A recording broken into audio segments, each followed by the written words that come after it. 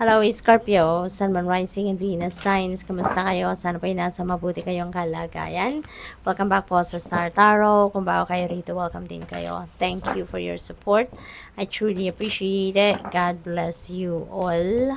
Maraming salamat sa inyong mga likes and subscribes at sa mga comments po. Maraming thank you. Appreciate it. First message po ninyo, Seagull. Ayan, now is the time for deep emotional healing. Ayan, Scorpio, maybe perfect time na to, no? Para mag-heal na kayo, perfect time na to para mag-take action na kayo and so that you can move on with your life, no? Baka matagal na kayong na-stuck, no, sa sitwasyon we're in. Parang bit-bit, ang dami pa rin ninyong bit-bit na resentment, sama ng loob, anger, whatever, no, na negative feelings and emotions. So, siguro medyo matagal-tagal na yan. Kaya, siguro hindi na rin to alam mo yun, yung hindi na nakakatulong sa'yo. Kasi maybe you've been stuck there, no, for quite some time na. At wala naman nangyayari, di ba, na maganda yan sa'yo. Walang naidudulot na maganda, I mean, yan sa inyo. Kaya maybe now is the time for you to move forward, move on with your life, no, and magsimula kayo muna sa pag-heal, no, ng inyong sarili. What else? We have dog. Your loyalty and faithfulness is misplaced by serving too many masters. Ayan. So, siguro ang dami-dami din ninyong ginagawa, ano? Marami din kayong trabaho, may negosyo on the side, may side hustle pa, another side hustle. Kaya, parang, you're fragmented kasi hindi kayo makapag-focus sa isang bagay lang, hindi kayo makapag-focus sa isang venture lang, yung ganon. So, ang dami ninyong yung parang hiwa-hiwalay ba ang concentration ninyo, choppy-choppy, parang ganon. So, by the way, Scorpio, shout out po sa lahat ng mga viewers natin, no, all over the world. Nakakatuwang malaman na nakakarating din sa iba't ibang parte ng mundo yung natin, yung channel natin. So, shout out po sa lahat ng viewers natin dyan sa Istanbul, Turkey, at sa Jizan, Saudi Arabia po. And of course, dito sa Pilipinas, no, kung nasaan man kayo, ingat po kayo at maraming salamat for being here. Wolverine, yan, next message ninyo, you're a lot tougher than you think you are. Napakagandang malaman, diba, or madiskubre na you're a toughy cookie. Diba? Akala mo, hindi mo kaya, akala mo, hindi mo mapagtatagumpayan, pero look at that, diba? Kayang-kaya mo pala, diba? Because you are a toughy cookie, kaya mo palang malagpasan ang mga problema kahit gaano mang kabigat yan, di ba? So, maaaring may sitwasyon kayo ngayon wherein na nadiskubre ninyo, di ba? Nalaman ninyo na, kayang-kaya mo pala. We have Gorilla. Take the time to listen compassionately to those you love, especially your family members. Okay? Kasi siguro, lagi na lang kayo siguro ang nagsasalita, no? So, ngayon, gusto rin naman ng mga kapamilya mo, ng mga mahal mo sa buhay, na sila din naman ang magsalita or mag-express naman sila ng mga nararamdaman nila, no, sa iyo at gusto nilang malaman mo, 'di ba? Ang mga 'yon. Kaya give yourself also space for them, no, para sila naman ang makausap mo. Hindi yung ikaw na lang yung lagi nagkikipag-usap sa kanila, hayaan mo din sila na sila naman yung makipag-usap sa iyo. Ang ganon. We have Ladybug. This is a time of good fortune and abundance. So, be willing to receive all good things in your life. Ayan. So, buksan nyo na yung sarili ninyo.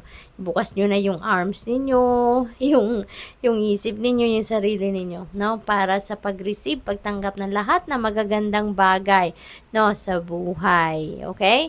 Kasi panahon ito ng swerte, panahon ng kaginhawaan, panahon ito ng abundance and prosperity, kaya napakaganda, no? Napakaganda. So, there are going to be a lot of financial blessings, financial opportunities, at financial successes, material successes na parating sa inyo. Kaya napakaganda. We have Condor. You're too enmeshed in the situation, so step back, no, and see the bigger picture before making any decisions or taking action. Okay? So, wag lang kayong mag-focus sa mga maliliit na bagay, no? Sa kung ano lang yung nakikita ninyo, nakikita ng inyong naked eye. Okay? Kung ano lang yung nandiyan dyan sa harapan ninyo, wag lang kayo mag-focus sa ganun. Also, ah gamitin ninyo, no, yung inyong eagle eye. Tignan ninyo yung yung bigger picture ng inyong sitwasyon so that you'd be able to see all four corners of your situation. Para nang sa gayon, kapag magde-decision ka na, mas magiging efficient, no, and effective yung magiging decision mo kasi alam mo na lahat, no, maa-address mo or lahat sa decision mo yan ay na-address mo in a way, no? What else? We have Panda. Create a sacred space for yourself in your home and or place of work. Ayan. So, siguro din maganda, 'di ba, na magkaroon ka din ng sacred space lalo-lalo na sa bahay. Kahit maliit lang na corner na pwede kang umupo, pwede kang mag-meditate, pwede kang mag-prayer mode, pwede kang mag-reflection mode, yung ganon. Or even sa office, no? Kung meron kayong space na pwede ninyong gawin na makakaupo ka man lang, 'di ba? At makakapag-meditate ka, yung walang makakaistorbo sa iyo, yung ganon. Maganda magkaroon ng ganon. Kasi in times na kunyari na-stress ka na, 'di ba? Punta ka lang doon. Mag-breathing exercises ka. Pikit po yung inyong mga mata, no? Mag-inhale, exhale ka diyan. Malaking tulong, no? Ang pag-i-inhale, exhale. Ano yan yung parang nare-relax, no, yung lahat ng senses natin. Nakaka-relax din ang lahat ng cells sa katawan natin. Kaya, you can practice that, no, lalo-lalo na kung nai-stress kayo, mag-breathing exercises kayo. Napakalaking tulong yan. Nakakakalma. So, what else? We have Cardinal. The polarities of your spiritual pursuits and physical pleasures are out of balance. Ayan. So, do whatever is necessary to bring them back in equilibrium. So, siguro talaga, Scorpio, nandun kayo sa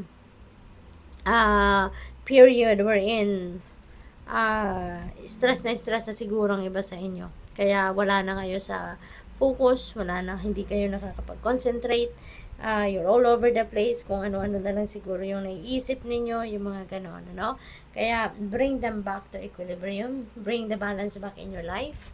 Kailangan ninyo na yan para maging maganda-ganda naman ang inyong pakiramdam, okay? So, tignan natin kung ano pa final message ninyo. Blessings! Wow, napakaganda final message ninyo. Sabi dito, love, light, blessings.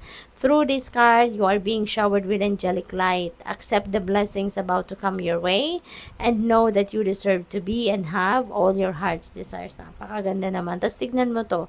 Diba, meron ka rin good fortune and abundance. Tapos maraming blessings pa ang paparating sa'yo. So, this is not just limited to this. No? Ang dami-dami pang iba. You are being lovingly guided along a golden path, a magical journey through which you shall discover your true essence, the infinite and eternal you. So, congratulations. Kasi, dami-dami ninyong biyayang paparating. So, ngayon pala, ipagpasalamat nyo na yan. Good luck. Thank you for watching. Love and light. Namaste.